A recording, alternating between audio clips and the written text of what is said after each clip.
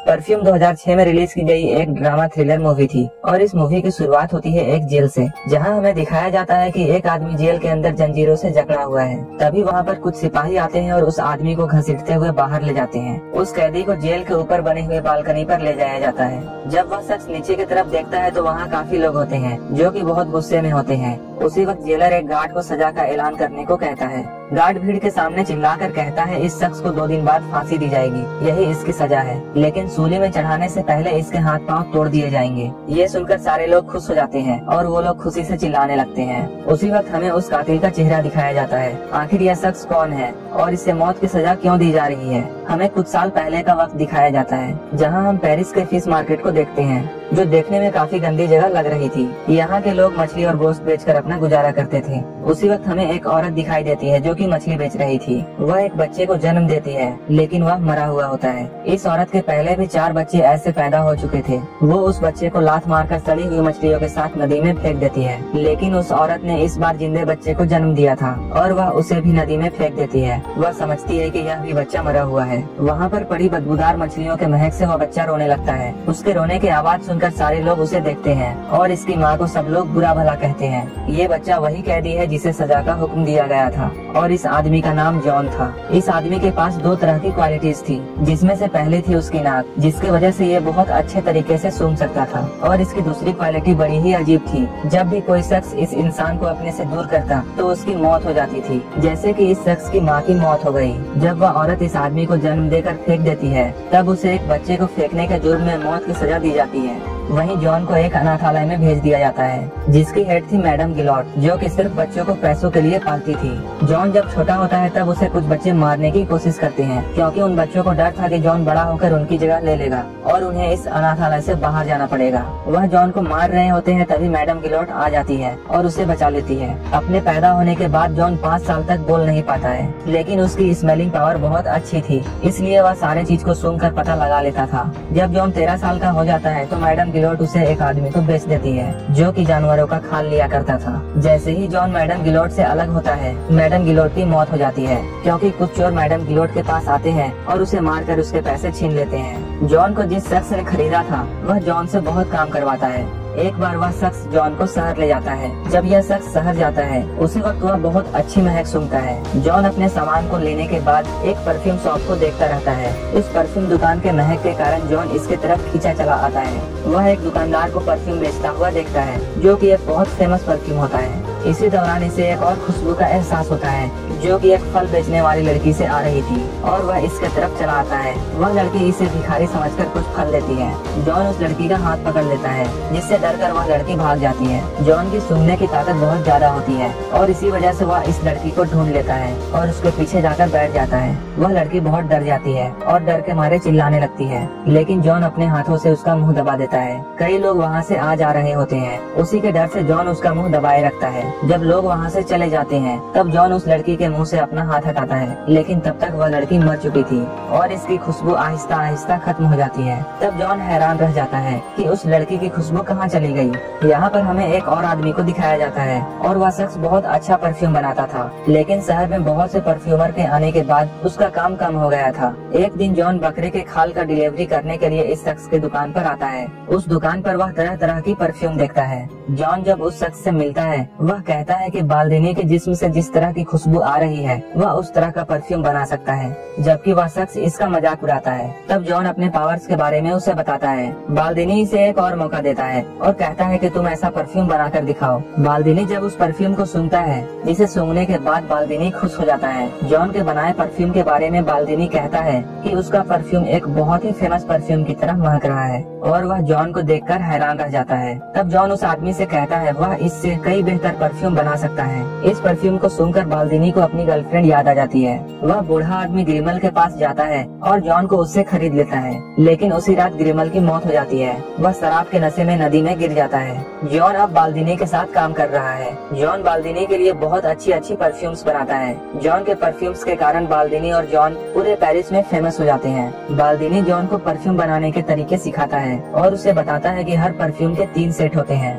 और हर सेट के 4 अलग अलग खुशबुएं होती हैं, यानी कि टोटल हो गए 12, और इन 12 खुशबुओं को इंसान आसानी से पहचान सकता है। बाल्दिनी जॉन को यह भी कहता है कि अगर कोई शख्स इन 12 के अलावा 13वीं परफ्यूम बना ले तो उस परफ्यूम का तोड़ दुनिया के किसी भी इंसान के पास नहीं होगा। यह बात जाकर जॉन के दिल में लग जाती है। जॉन सोचता है कि वह यह काम करके दिखाएगा। जॉन बाल्दिनी से कहता है कि तुम मुझे वह तरीका सिखाओ और मैं तुम्हें परफ्यूम बनाकर दूंगा। बाल्दिनी उसे दुनिया का सबसे अच्छा तरीका देने का वादा करता है। बाल्दिनी 10,000 फूलों को अपनी डिजाइन की गई बर्तन पर डालने का तरीका बताता है, जिसे उसने पेरिस आने से पहले सीखा था। एक दिन जॉन रो रहा होता है। बाल्दिनी आकर उससे कारण पूछता है। जॉन उससे कहता है कि तुम एक झूठे हो क्योंकि तुम्हारा तरीका बेकार है। यह सब बातें हो ही रही होती है कि जॉन वहाँ पर बेहोश हो जाता है। तब बाल्दिनी बहुत परेशान हो जाता है। अगर जॉन बीमार हुआ तो उसकी सारी शोहरत बेकार हो जाएगी। जॉन बाल्दिनी से परफ्यूम बनाने के कई तरीके पूछता है। बाल्दिनी उसे जानवरों के चमड़े से परफ्यूम निकालने का तरीका बताता है और उसे ग्रीस जाने के लिए कहता है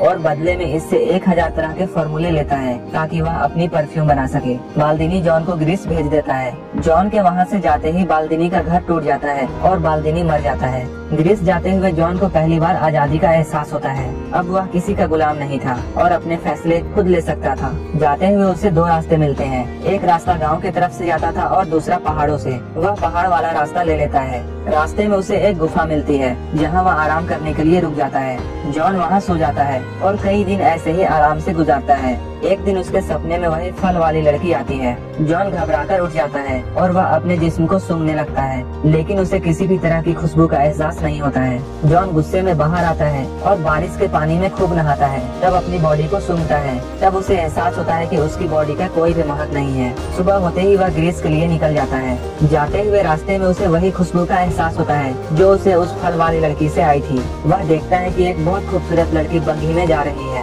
जिसे देखकर जॉन उसका पीछा करता है। उसका पीछा करते हुए जॉन एक महल में आ जाता है और वह महल एक अमीर आदमी का होता है। वह खूबसूरत लड़की जो कि बग्घी में आ रही थी, उसका नाम लौरा है और वह इसकी बेटी है, जो कि पूरे ग्रीस शहर में सबसे खूबसूरत लड़की थी। वहाँ जाकर जॉन एक औरत के अंडर काम करता है। उस औरत का हस्बैंड जॉन पर पूरी निगरानी रखता है। जॉन इनके पास रहकर जानवरों की चमड़ी से खुशबू निकालने का तरीका सीखता है। पहले तरीके का इस्तेमाल वह अपने साथ काम करने वाली लड़की पर करता है, जिसमें जॉन इस लड़की के डेड बॉडी को जानवरों के चमड़े के साथ उबालता है, लेकिन वह कामयाब नहीं हो पाता है। तब वह दूसरा तरीका अपनाता है। दूसरे तरीके के लिए वह एक औरत के पास जाता है। जॉन उस औरत को मारकर उसके बाल काट देता है और तब वह जानवरों की चमड़ी से उसे पूरी तरह ढक देता है और इसकी बॉडी को लेप लगाकर कपड़े में लपेट देता है। फिर इस कपड़े से चर्बी निकालकर बाल्दिनी के सिखाए गए तरीके से परफ्यूम बनाने में कामयाब हो जाता है, जिसे वह एक कुत्ते को सुंघाकर चेक करता है। अब वह बाल्दिनी के बताए गए तरीके पर अमल करके परफ्यूम के 13 सेट बनाता है, यानी कि एक सेट के लिए एक मर्डर।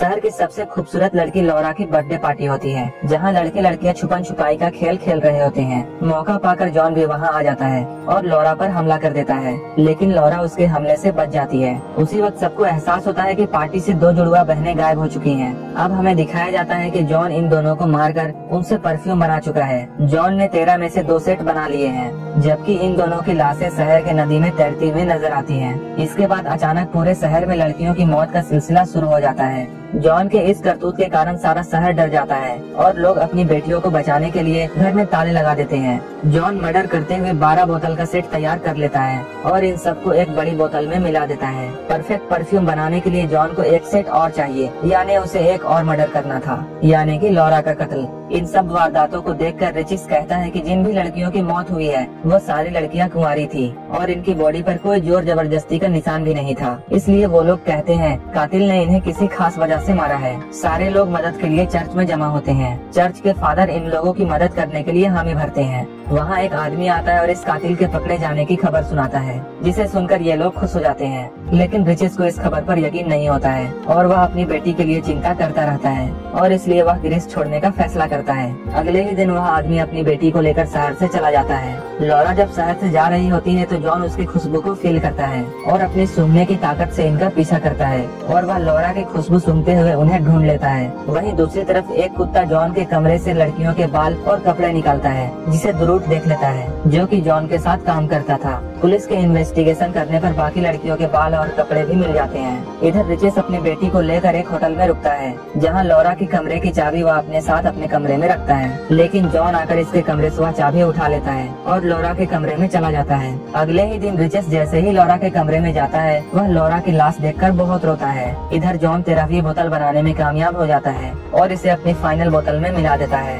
लेकिन वहीं पर पुलिस आकर इसे पकड़ लेती है। कहानी फिर से वहीं पर शुरू होती है जहां हमने इस फिल्म के स्टार्टिंग में छोड़ा था, यानी कि जॉन को 2 दिन बाद फांसी होने वाली है। सारे शहर के लोग जॉन की फांसी देखने के लिए दूर दूर से आते हैं। कैदी जैसे ही जॉन को जेल से बाहर निकालते हैं, जॉन मौका पाकर परफ्यूम का ढक्कन खोल देता है। सारे लोग जॉन के फांसी का इंतजार कर रहे होते हैं। तभी जॉन अच्छे कपड़े पहनकर आता है। जैसे ही वह फांसी देने वाली जगह पर पहुंचता है, जल्लाद उसे देखकर उसके पैरों में गिर जाता है और रोते हुए जॉन को बेकसूर बताता है। अब जॉन परफ्यूम को रुमाल में लगाकर हवा में लहराता है, जिससे खुशबू वहाँ चारों ओर फैल जाती है। इस खुशबू को सूंघकर सारे लोग पागल होने लगते हैं। उन लोगों को जन्नत का एहसास होने लगता है और वो सब लोग इसे फरिश्ता कहने लगते हैं। जॉन यहाँ खुद को लोगों का मसीहा समझने लगता है और अपने रुमाल को लोगों के बीच में फेंक देता है। जॉन के रुमाल फेंकने के बाद सारे लोग एक दूसरे से प्यार करने लगते हैं। अमीर गरीब छोटा बड़ा सारे लोग एक दूसरे से प्यार करने लगते हैं। जॉन को यह सब देखकर सच्चे प्यार का एहसास होता है। तब वह सोचता है कि काश वह फलों वाली लड़की आज जिंदा होती, इसके परफ्यूम को सुनकर वह भी इसे अपना बना लेती। वह यह सोचकर बहुत दुखी हो जाता है और रोने लगता है। उसी वक्त रिचेस तलवार लेकर जॉन को मारने के लिए आ जाता है, लेकिन इस परफ्यूम के खुशबू के आगे वह भी बेकाबू हो जाता है और इसके पैरों पर गिरकर वह माफी मांगने लगता है। जॉन को अपनी गलतियों का एहसास होता है और वह इस शहर से चला जाता है। कुछ देर के बाद शहर के लोगों से परफ्यूम का असर खत्म हो जाता है। अब जॉन उसी मछली बाजार में जाता है जहां वह पैदा हुआ था। वहां जाकर वह अपनी जेब से परफ्यूम का बोतल निकालता है और अपने ऊपर ढाल लेता है, जिसकी वजह से जितने भी लोग वहां होते हैं सारे लोग इसके तरफ दौड़ने लगते हैं और इसके पास आकर इसे नोच डालते हैं और इस तरह जॉन भी मारा जाता है और यह मूवी यहीं पर खत्म हो जाती है।